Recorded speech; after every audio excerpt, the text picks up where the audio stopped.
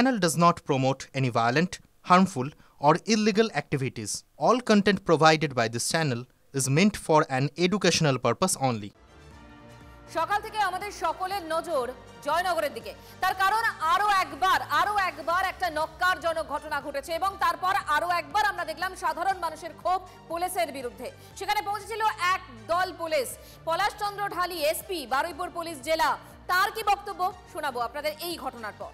Fair and bright night and day cream, ত্বক থাকবে bright সারাদিন, পলিউশন ফ্রি, ঠিক যেন রাতের ফোঁটা সাদা ফুল। সারাদিন হ্যাপি ব্রাইট স্কিন।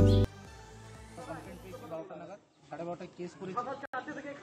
9টার সময় যখন আমাদের কাছে খবর আসে মিসিং হয় মেয়েটি, আমরা ইমিডিয়েটলি ইনভেস্টিগেশন শুরু করে দিই। ভোর 3টে নাগাদ আমরা অ্যাকিউজটাকে অ্যারেস্ট করলাম। অ্যাকিউজ কনফেস করলো।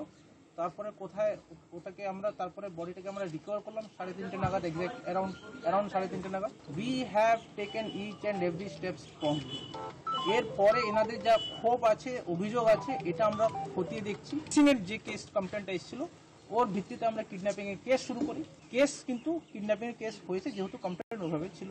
বাইরে অভিযোগ সঙ্গে কি বলবো, মানুষ করেছে, কেন করেছে, এর পিছনে কি মেইন উদ্দেশ্য আছে, এটা আমরা খতিয়ে দেখছি। যারা যারা দোষী আছে আমরা কিন্তু ওদেরকে অ্যারেস্ট করবো, রীতিমতো আমরা কেস অ্যাকশন নেব। পুলিশের বক্তব্য আপনারা শুনলেন। এই ঘটনার পর রাজনৈতিক কিছু প্রতিক্রিয়া আমরা পেয়েছি, আমরা আপনাদের শোনাবো। বিজেপি রাজ্য সভাপতি সুকান্ত মজুমদার কি বলছেন, সিপিআইএম নেতা সুজন চক্রবর্তী কি বলছেন এবং প্রদেশ কংগ্রেস সভাপতি শুভঙ্কর সরকার কি বলছেন। Back to back. দেবী পক্ষের মধ্যে আমার ঘরের দুর্গার সাথে এভাবে রেপ হচ্ছে, মানুষ এই পুলিশ প্রশাসনের বিরুদ্ধে যে বিক্ষোভ দেখাচ্ছে, এই বিক্ষোভটা শুধু পুলিশ প্রশাসনের বিরুদ্ধে নয়, এটা হচ্ছে পুরো মমতা বন্দ্যোপাধ্যায়ের বিরুদ্ধে বিক্ষোভ। মমতা বন্দ্যোপাধ্যায় এই মুহূর্তে লিটারালি রাজ্যটাকে সামলাতে পারছেন না।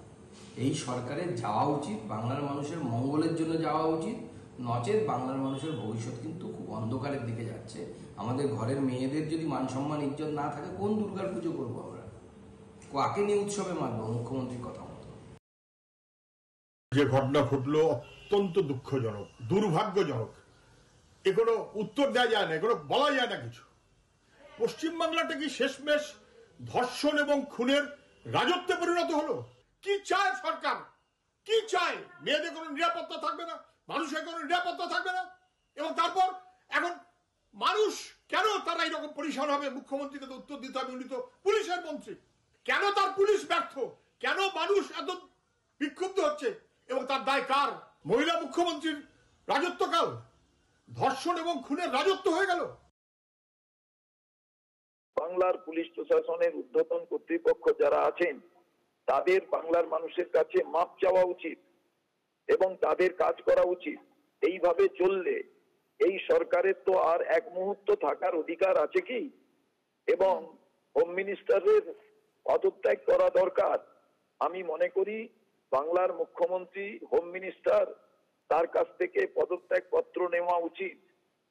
আয়নার সামনে দাঁড়িয়ে বলা উচিত যে তিনি হোম মিনিস্টার, তিনি মুখ্যমন্ত্রী, অতএব তার কাছ থেকে তিনি কৈফিয়ত চাইবেন। তাহলে কি নারী সুরক্ষা দিতে ব্যর্থ পুলিশ? এই প্রশ্নটা ইতিমধ্যেই উঠতে শুরু করেছে। নজর থাকবে আমাদের জয়নগরের দিকে।